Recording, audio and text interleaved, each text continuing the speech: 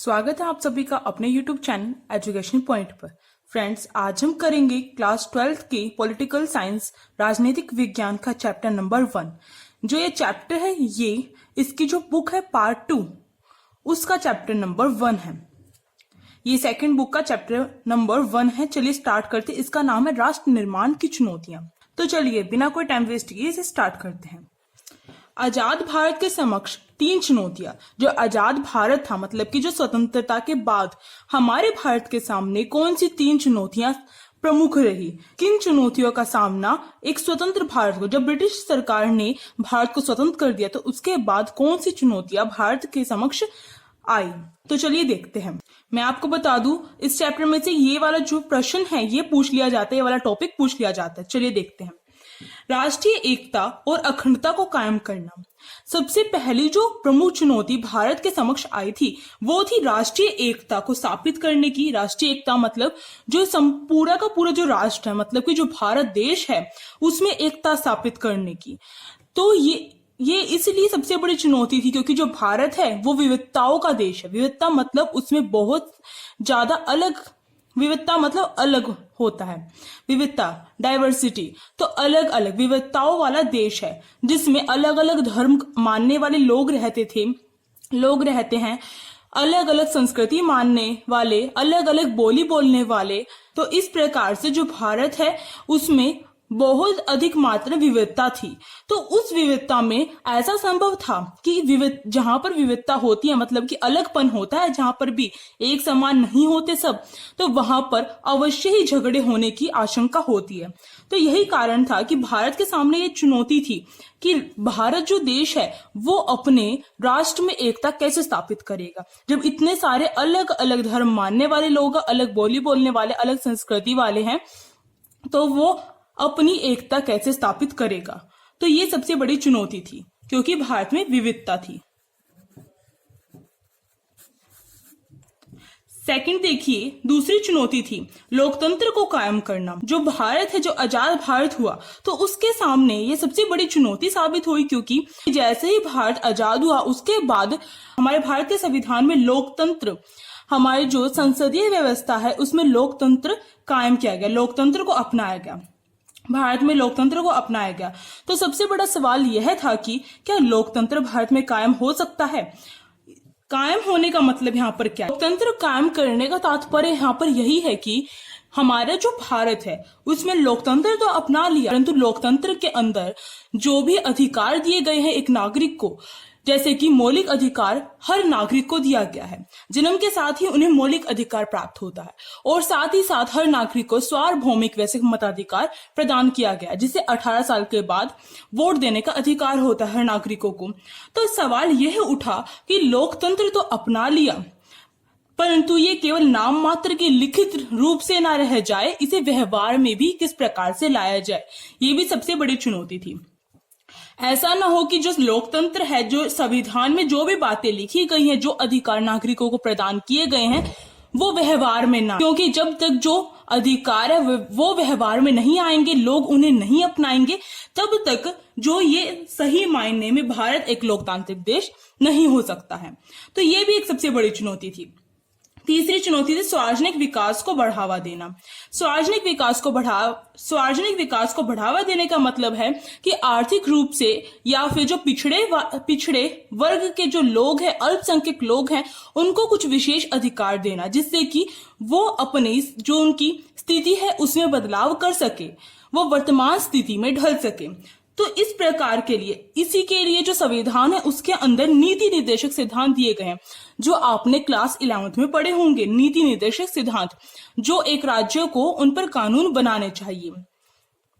नीति निर्देशक सिद्धांतों के अंतर्गत नीति निर्देशक सिद्धांत वो है कि जिनके द्वारा लोगों का कल्याण होता है। तो सार्वजनिक विकास को बढ़ावा देना, यह तो तो जो भारत था जब आजाद हुआ तो उसके सामने यह भी एक चुनौती थी कि किस प्रकार से हमारे भारत में जो सार्वजनिक विकास है उसे बढ़ावा मिलेगा, सब व्यक्ति समान होंगे, समानता का अधिकार सबको मिलेगा और साथ ही साथ उनका विकास भी होगा। यह कैसे होगा, यह भी सबसे बड़ी चुनौती थी, क्योंकि जो भारत है वह गुलामी से आजाद हुआ तो सबसे ज्यादा पिछड़ा हुआ था। जो भारत ही उसकी बहुत ज्यादा बुरी दशा हो चुकी थी, क्योंकि उसका बहुत ज्यादा शोषण किया गया था गुलामी के समय, तो वो आर्थिक रूप से पिछड़ गया था। तो इसलिए जो सार्वजनिक विकास को बढ़ावा देने के लिए किस प्रकार की रणनीतियां बनानी चाहिए, ये भी एक सबसे बड़ी चुनौती थी। और जो नेता थे, जो हमारी राजनीतिक पार्टी है जिन्हें हमने चुनाव में जीता है, तो उनके सामने ये सबसे बड़ी समस्या आकर खड़ी हो गई कि उन्हें कौन सी ऐसी नीति बनानी चाहिए जिसके द्वारा लोगों का कल्याण हो सके और ज्यादा से ज्यादा लोगों का कल्याण हो सके और सबको समानता का अधिकार मिले। ऐसा नहीं कि एक वर्ग को अधिक भला हो गया और जो दूसरा वर्ग है वो पिछड़ गया, ऐसा नहीं, सब समान रूप से विकास करें। तो समान रूप से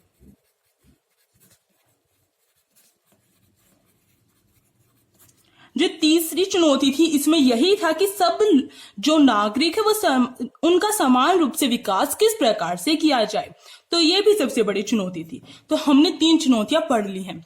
अब चलिए अब देखते हैं, क्योंकि जब ये क्वेश्चन आता है तो ये हमारा 6 नंबर में आता है, तो 3 पॉइंट लिखने हैं आपको, क्योंकि 3 चुनौतियां ही थी। 3 पॉइंट मैंने यहाँ पर बता दी है, फिर उनको एक्सप्लेन कर देना है। मैं आपको बता दूं जो पॉल साइंस है उसमें पॉइंट लिखने के बाद एक्सप्लेन करने होते हैं, उस पॉइंट की व्याख्या करनी होती है, तो उससे आपको बहुत अच्छे अंक प्राप्त होते हैं, बहुत अच्छे मार्क्स प्राप्त होते हैं। अगर आप ऐसा नहीं करते और आप पैराग्राफ में चाहे आप 4 पेज भर दीजिए, पर जो टीचर है वो आपसे इंप्रेस नहीं होगा। तो आप कोशिश यही करिए कि आप पॉइंट में लिखिए। इसीलिए मैं आपको जो पॉइंट्स है वो आपको उपलब्ध करवा रही हूं। अब देखिए अगला जो टॉपिक है हमारा, देखिए भारत और पाकिस्तान का बंटवारा। तो अब देखिए कि जो भारत और पाकिस्तान है उसका बंटवारा किन कारणों से और किस प्रकार से हुआ। जब ब्रिटिश सरकार ने भारत को गुलामी से आजाद किया तो जो भारत और पाकिस्तान का बंटवारा क्यों हुआ और किस प्रकार से हुआ, तो देखिए 2 राष्ट्र अलग अलग धर्मों के लिए। जो मुस्लिम लीग थी वो थी, जो मुस्लिम लीग का निर्माण ही, मुस्लिम लीग का गठन ही इस कारण हुआ था क्योंकि उनकी मांग थी जो मुसलमान है उनके लिए एक अलग राष्ट्र बनाना, एक अलग देश बनाना। तो मुस्लिम लीग ने यह दावा किया कि जो भारत है वो 2 कौमों का देश है। 2 कौमों मतलब 2 धर्मों का देश, एक हिंदू दूसरा मुस्लिम। तो उनका दावा था यह था कि जो 2 कौमों का देश होकर जो भारत है वो एक साथ नहीं रह सकता, उसमें कहीं ना कहीं विभिन्नता अवश्य होगी। तो ये दावा मुस्लिम लीग का था और इसी को जोर पकड़ते हुए उन्होंने यही दावा किया कि 2 राष्ट्र अलग अलग धर्मों के लिए नहीं हो सकते। जो मुस्लिम लीग थी उसने द्विराष्ट्र सिद्धांत पर भी जोर दिया। द्विराष्ट्र सिद्धांत मतलब यही है,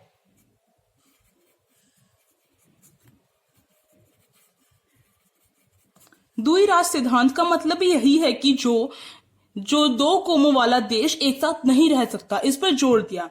इसी के साथ उन्होंने पाकिस्तान की मांग करनी शुरू की, परंतु 1940 तक तो उनकी जो ये मांग थी उस पर कोई गौर नहीं किया गया।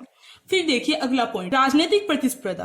परंतु 1940 के बाद कुछ ऐसी परिस्थितियां घटित हुई कि जो मुस्लिम लीग है और कांग्रेस, उन दोनों के बीच में मतभेद रहने लग गया। जो मुस्लिम लीग है वो मुसलमानों को ज्यादा सपोर्ट करती थी, ज्यादा महत्व देती थी, और मुस्लिम लीग का दावा था कि जो कांग्रेस पार्टी है वो हिंदुओं के समर्थन की पार्टी है। इसलिए जो मुस्लिम लीग थी वो चाहती थी कि उनका एक अलग राष्ट्र बनना चाहिए और जिसका नाम उन्होंने पाकिस्तान बताया। तो राजनीतिक प्रतिस्पर्धा के कारण भी जब हमारा देश 1947 में आजाद होने ही वाला था उस समय तक भी जो मुस्लिम लीग थी वो अपने निर्णय पर टिकी रही। उनका कहना था कि मुसलमानों के लिए एक अलग राष्ट्र बनना ही चाहिए। तो इसके लिए आखिरकार जो ब्रिटिश सरकार है उन्होंने भी इसकी मंजूरी दे दी। उन्होंने भी यही कहा कि भारत अवश्य गुलामी से आजाद होगा, परंतु 2 राष्ट्र बनके। अब देखिए अगला पॉइंट, ब्रिटिश शासन की भूमिका। इसमें ब्रिटिश शासन की बहुत अधिक मात्रा में भूमिका रही। ब्रिटिश शासन को यह पता चल गया था कि जो भारत है वो 2 कौमों का देश है, मुस्लिम मुसलमान और हिंदू। इसलिए उन्होंने उनके बीच में लड़ाई झगड़े करवाने की पूर्ण कोशिश की। उन्होंने फूट डालो और राज करो की नीति, आपने सुना ही होगा, फूट डालो और राज करो की नीति अपनाई ब्रिटिश शासन ने। उन्होंने इसी के द्वारा इतने अधिक लंबे समय तक हमारे भारत देश पर अपना शासन स्थापित कर रखा, क्योंकि हमारा जो भारत देश था वो खुद ही आपस में लड़ता था। दोनों जो धर्म थे वो खुद ही आपस में लड़ते थे, वो एकता स्थापित किए बगैर जीत नहीं सकते थे। इसी का फायदा अपनाया ब्रिटिश शासन ने, फूट डालो और राज करो की नीति। इसके कारण भी क्या हुआ, मुस्लिम और हिंदुओं के बीच में जो विभिन्नता थी वो और अधिक मात्रा में होती गई। उनके बीच में जो मतभेद थे वो और ज्यादा भड़कते गए, जिसके कारण मुस्लिम और हिंदू दोनों के दोनों अलग राष्ट्र की मांग करने लग गए। धर्म के आधार पर अलग राज्य की मांग। फिर इसके बाद जो मुस्लिम लीग थी उसने धर्म के आधार पर, मतलब कि मुसलमानों के लिए एक अलग राष्ट्र की मांग की। इसका परिणाम यही हुआ कि धर्म के आधार पर दो राष्ट्र बने, एक पाकिस्तान और दूसरा भारतीय। तो इसमें बहुत सारी चुनौतियां आई थी, जैसे कि यह कहा गया कि धर्म के आधार पर दो राष्ट्र बनेंगे, एक पाकिस्तान और दूसरा भारत। तो यह कहा गया था कि जिस क्षेत्र में मुसलमानों की संख्या अधिक है वो क्षेत्र पाकिस्तान कहलाएगा, और जिस क्षेत्र में हिंदुओं की संख्या अधिक है वो भारत कहलाएगा। तो इसके कारण क्या हुआ कि जो अल्पसंख्यक थे, ये ध्यान रखना कि बंटवारे के समय कौन सी चुनौतियां आई थी। जो अल्पसंख्यक थे, अल्पसंख्यक किसे कहा जाता है, जिनकी संख्या कम होती है। तो अल्पसंख्यक मान लीजिए जो मुस्लिम बहुल क्षेत्र है, जैसे कि जो बंगाल था वहां पर जो मुस्लिम तो अधिक थे, बहुसंख्यक थे, परंतु वहां पर कुछ मात्रा में हिंदू भी थे। इसके कारण इन पर खतरा मंडरा गया। इसी प्रकार से जो पंजाब है उसमें भी इसी प्रकार से हुआ कि वहां पर हिंदुओं की संख्या अधिक थी, साथ ही साथ कुछ क्षेत्रों में मुसलमान भी थे, तो उन पर खतरा मंडरा गया कि अब वो कहां जाए। तो इसके कारण इतनी ज्यादा मात्रा में जो एक स्थान से दूसरे स्थान पर स्थानांतरण करना पड़ा, जिसके कारण खून खराबा और इतनी ज्यादा महामारी हुई। अब नेक्स्ट टॉपिक करते हैं, उसमें ये बातें आएंगी। अभूतपूर्व हिंसा और विस्थापन की त्रासदी का वर्ष था। अब देखिए, जो अभूतपूर्व हिंसा और विस्थापन की त्रासदी का वर्ष जो 1947 है, उसे बहुत अधिक मात्रा में जो हिंसा होती है और जो विस्थापन हुआ था उसका वर्ष कहा जाता है। तो ऐसा क्यों कहा जाता है, इनके कारण देखिए। हिंसा एवं विस्थापन का माहौल। इस वर्ष जब यह कहा गया कि जो पाकिस्तान है वो एक अलग राष्ट्र बन गया है मुसलमानों के लिए, और जो हिंदू है वो हिंदुओं के लिए भारत जो देश है वो एक अलग देश बन गया है, तो इसके वजह से जो हिंसा हुई थी, मुसलमानों और हिंदुओं के बीच में जो हिंसा हुई थी और उनका जो एक स्थान से दूसरे स्थान पर जो गए थे वो इतनी अधिक मात्रा में जो उनका विस्थापन हुआ था, तो इसके कारण भी इसे हिंसा और विस्थापन की त्रासदी का वर्ष कहा जाता है। पाकिस्तान के निर्माण के कारण भी जो हिंसा और विस्थापन का, क्योंकि अगर पाकिस्तान का निर्माण नहीं होता तो जो ये भारत है वो एकजुट रहता और उसमें ना तो हिंसा होती और ना ही विस्थापन होता। तो जो पाकिस्तान है उसका निर्माण हुआ, इसके कारण ही ये जो वर्ष कहलाया गया वो हिंसा और विस्थापन की त्रासदी का वर्ष कहलाया गया। सांप्रदायिक तनाव। जो सांप्रदायिक मतलब धर्मों को लेकर जो तनाव हुआ आपस में, जो हिंदू और मुसलमानों के बीच में जो मतभेद हुए, उनके कारण ही ये सारी जो स्थिति थी वो उत्पन्न हुई। अगर हिंदू और मुस्लिम दोनों के दोनों एकजुट रहते तो ऐसा मुमकिन होता ही नहीं। तो ये जो वर्ष है इन कारणों से हिंसा और विस्थापन की त्रासदी का वर्ष कहलाया। अब देखिए अगला, भारत विभाजन के परिणाम। जो भारत विभाजन है उसका परिणाम क्या हुआ। जब पाकिस्तान और भारत जो ये देश था हमारा इंडिया, जो हिंदुस्तान था वो भारत और पाकिस्तान के रूप में जब निर्मित हुआ तो उसका परिणाम क्या हुआ जब विभाजन हुआ भारत में, जब उसका बंटवारा हुआ। सबसे पहला देखिए आकस्मिक एवं अनियोजित स्थानांतरण। आकस्मिक मतलब एकदम से, नियोजित मतलब क्या होता है, योजना, प्लानिंग, और अनियोजित मतलब बिना किसी योजना के। स्थानांतरण मतलब एक स्थान से दूसरे स्थान पर जाना। तो जो विभाजन हुआ जब भारत का, तो 14 अगस्त हमारा जो भारत कब आजाद हुआ था, 15 अगस्त को हुआ था। तो जो 14 अगस्त को भी जो 14 अगस्त थी उसकी रात्रि तक भी यह तय नहीं हो पाया था कि जो भारत और पाकिस्तान एक अलग राष्ट्र बनेंगे। तो इसके कारण क्या हुआ कि एकदम से आकस्मिक, मतलब एकदम से और अनियोजित, बिना किसी प्लानिंग के, बिना किसी योजना के एकदम से स्थानांतरण करना पड़ा लोगों को। जो अल्पसंख्यक लोग थे उन्हें, मान लीजिए जो मुस्लिम जो थे, जो भारतीय क्षेत्र में जो मुस्लिम आते थे, उन्हें एकदम से पाकिस्तान की तरफ भागना पड़ा, और पाकिस्तान क्षेत्र में जो अल्पसंख्यक हिंदू थे उन्हें एकदम से भारत की तरफ भागना पड़ा, भारतीय क्षेत्रों की तरफ भागना पड़ा।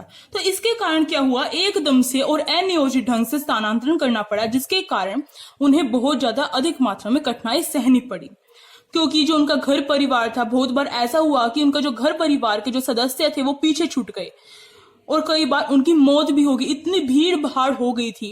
जब आपने बहुत सारी जो मूवीज हैं उनमें भी देखा होगा कि जब जो ट्रेन है, जब इस टाइम पे जो मूवीज बनाई गई थी इसके भारत विभाजन के ऊपर, तो उसमें दिखाया गया है जो ट्रेन थी उसके ऊपर कितने अधिक मात्रा में जो लोग थे वो लद के एक स्थान से दूसरे स्थान पर जा रहे थे। तो कितने अधिक मात्रा में, और आपने यह भी देखा होगा कि जब वो जा रहे थे तो ऐसा भी हुआ कि उनके जो परिवार के सदस्य वो पीछे छूट गए। तो उन्होंने एक तरीके से अपना सब कुछ खो दिया, अपने परिवार के सदस्य, अपनी संपत्ति, सब कुछ। तो एकदम से जो ये हुआ इसका भी बहुत दुर्परिणाम पड़ा लोगों के ऊपर, हिंसक घटनाएं। इसके दौरान क्या हुआ, जब भारत का विभाजन हुआ तो भारत के विभाजन के साथ ही जो हिंसक घटनाएं घटित हो गई।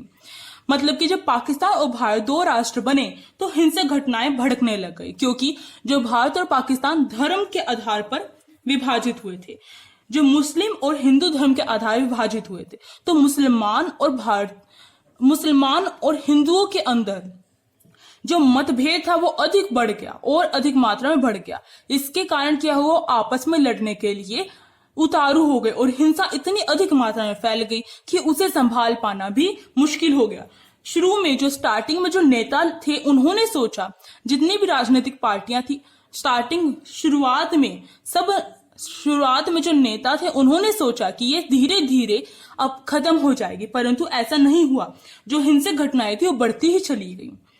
स्त्रियों का शोषण, इसके दौरान अगर सबसे ज्यादा उत्पीड़न किसी के साथ, अगर सबके इस समय जब भारत का विभाजन हुआ था तो इस समय अगर किसी के साथ दुर्व्यवहार हुआ है, किसी का शोषण हुआ है, तो सबसे ज्यादा स्त्रियों का शोषण हुआ था। क्योंकि जो स्त्रियां थी वो क्या समझी जाती थी, स्त्रियां किसी भी घर की इज्जत समझी जाती थी। जो स्त्रियां थी वो किसी भी घर की, किसी भी धर्म की इज्जत समझी जाती थी। तो जो बहुसंख्यक जो क्षेत्र थे उनमें क्या किया गया, जो अल्पसंख्यक वाली जो स्त्रियां थी उनके साथ दुर्व्यवहार किया गया, उनका शोषण किया गया, और बहुत बार ऐसा भी किया गया कि उनका स्त्रियों के साथ बलात्कार भी किया गया, जिसके कारण जो स्त्रियां हैं, कई बार तो स्त्रियों ने अपनी खुदकुशी खुद ही कर ली, उन्होंने खुद ही सुसाइड कर ली। बहुत बार जो स्त्रियां थी वो खुद ही मर गई, और बहुत बारी जो उनके घर वाले थे उन्होंने ही स्त्रियों को मार दिया, अपनी घर की बहू बेटियों को खुद ही मार दिया, क्योंकि वो सोच रहे थे इससे बढ़िया कोई बाहर वाला आकर, कोई दूसरे धर्म का आकर हमारे जो घर की जो इज्जत है उसे लूट ले, इससे बढ़िया हमें उसे अपने हाथों से मार दे। तो जो स्त्रियां हैं उनका सबसे ज्यादा शोषण हुआ, और सबसे ज्यादा अगर दुर परिस्थिति किसी के साथ हुई है वो हुई है स्त्रियों के साथ। अगर कोई भी पिसा है इनके बीच में वो है स्त्रियां, विभाजन के बीच में कोई भी चीज पिसी है वो है स्त्री। शरणार्थी शिविर में जीवन काटना, भारत का विभाजन हुआ तो उस समय जो अल्पसंख्यक थे, जिस भी क्षेत्र में अल्पसंख्यक थे, उन्होंने अपना घर बार छोड़कर सीधे वो सीमा पार करके दूसरे स्थान पर जाने के लिए उतारू हो गए। उन्होंने अपना घर बार छोड़ दिया, या फिर मजबूरन उन्हें अपना घर बार छोड़ना पड़ा। इसके कारण बहुत बार उन्हें शरणार्थी शिविरों में जीवन काटना पड़ा। कई बार तो इतना समय लग गया, जो कुछ ही पल के जो एक स्थान से दूसरे स्थान पर जाने की जो बात थी वो कई सालों तक, बहुत लंबे समय तक उन्हें शरणार्थी शिविरों में अपना पूरा का पूरा जीवन काटना पड़ा। उसके लिए विवश हो गए। वो ये सोच के देखिए कि जो अल्पसंख्यक थे, जो उनका वतन था अपना खुद का, वहीं की जो पुलिस है वो उन्हें भगा रही थी, क्योंकि जो पुलिस भी थी वो किसका क्या चीज अपना रही थी, वो भी धर्म अपना रही थी। वो भी यही देख रही थी कि कौन सा उनके धर्म के विरुद्ध जो व्यक्ति है वो उनके सामने, बस वो वही दे बस वो वही देख रहे थे। इसके कारण भी जो अल्पसंख्यक है उन्हें अपना घर बार छोड़कर अपनी परिसंपत्तियों से हाथ धोकर दूसरे स्थान पर जाना पड़ा। संपदा, देनदारी और परिसंपत्तियों का बंटवारा। यहाँ जब भारत का विभाजन हुआ तो इस हद तक बात आ गई। विभाजन केवल धर्म के आधार पर नहीं, विभाजन केवल धर्म के आधार पर ही नहीं हुआ, केवल लोगों का ही नहीं हुआ।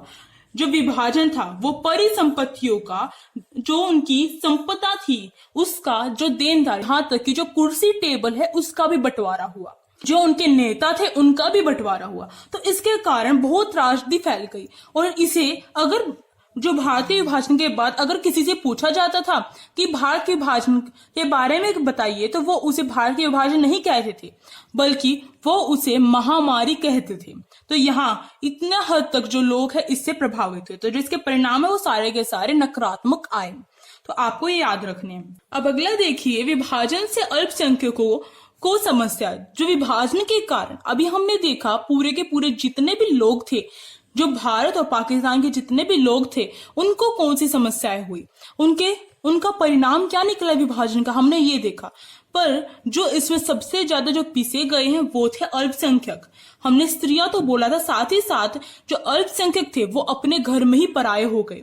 जो घर उनके लिए सदा, उनके लिए जो घर था, जो देश उनका खुद का देश था, वही उनके लिए पराया हो गया। एक ही पल में जो उनकी जिंदगी थी वो बदल गई। तो इसके कारण जो अल्पसंख्यक हैं उन्हें किन समस्याओं का सामना करना पड़ा, तो चलिए देखिए। पहला, अपने मूल निवास को छोड़ना पड़ा। जो अल्पसंख्यक थे, मूल निवास जहां पर वो सदियों से रहते हुए आ रहे थे, उन्हें वो घर छोड़ना पड़ा। जो अपनी परिसंपत्ति थी वो उससे हाथ धोना पड़ा। और सीमा पार करते ही, जैसे ही उन्होंने सीमा पार की, और वैसे ही उनकी जो घर थे, संपत्ति थी, वो सारे के सारे उनसे अपना हाथ धोना पड़ा। उन्हें वो वापस भी नहीं दी गई। तो जो अल्पसंख्यक थे उन्हें तो अपना घर बार ही छोड़ना पड़ गया। परंतु जो बहुसंख्यक थे उनके साथ ऐसा कुछ नहीं हुआ, क्योंकि वो तो जिस स्थान पर थे उस स्थान के द्वारा, वो तो जिस स्थान पर, मान लीजिए किसी स्थान पर अधिक मात्रा में हिंदू थे, मतलब कि बहुसंख्यक कौन हुए, हिंदू हुए, तो वहां पर भारत जो देश है वो बन गया, उनका भारत हो गया। और जहां पर मुसलमान अधिक मात्रा में थे, बहुसंख्यक थे, वो उनका पाकिस्तान देश बन गया। परंतु जहां पर मान लीजिए यहाँ पर मुस्लिम है और यहाँ पर हिंदू है, तो जहां पर मुस्लिम क्षेत्र में जो हिंदू थे वो अल्पसंख्यक थे, तो उन्हें सीमा पार करते ही अपना सब कुछ छोड़ना पड़ा, संपत्ति से हाथ धोना पड़ा। जो अल्पसंख्यक थे, चाहे वो मुस्लिम हो चाहे हिंदू हो, उन्हें अपनी संपत्ति से हाथ धोना पड़ा। चाहे वो कितने अरबों लाखों करोड़ कितनी उनकी संपत्ति क्यों ना हो, उन्हें एकदम से उन्हें छोड़ना पड़ा, क्योंकि उन्हें उस समय और कुछ भी नहीं सूझ रहा था। केवल अपनी जान को बचाने के अलावा और अपने परिवार को सुरक्षित रखने के अलावा उन्हें और कुछ भी नहीं सूझ रहा था। इसके कारण उन्हें सब कुछ छोड़कर सीमा पार करके दूसरे राष्ट्र में जाना ही पड़ा। विभाजन के वक्त उनकी बहु बेटियों की इज्जत लूटी गई। मैंने आपको पहले ही बताया था, अगर सबसे ज्यादा नुकसान किसी के साथ हुआ है, अगर सबसे ज्यादा कोई पिसा है इस विभाजन की लड़ाई में, इस विभाजन के दौर में, वो थी हमारी बहु बेटियां, हमारी स्त्रियां, क्योंकि उनकी जो इज्जत मानी जाती थी वो घर की इज्जत, एक धर्म की इज्जत मानी जाती थी। इसलिए जो दूसरे धर्म के लोग थे वो उनके साथ खिलवाड़ करते गए, उनका शोषण करते गए, और बहुत बार ये हुआ कि उनकी जबरन शादी भी करवा ली गई, जिसके कारण उन्हें धर्म परिवर्तन करना पड़ा। तो इतनी ज्यादा उनकी जो इज्जत है वो लूटी गई थी। इसी के साथ जो वीडियो है प्रपोज करनी होगी। अगर आपको अच्छे समझ में आ रहा हो तो please like, share and subscribe करिएगा, और साइड में जो बेल आइकन है उसे प्रेस करना मत भूलिएगा, जिससे कि न्यू वीडियोस की नोटिफिकेशन आपके फोन में आ सके। Thank you.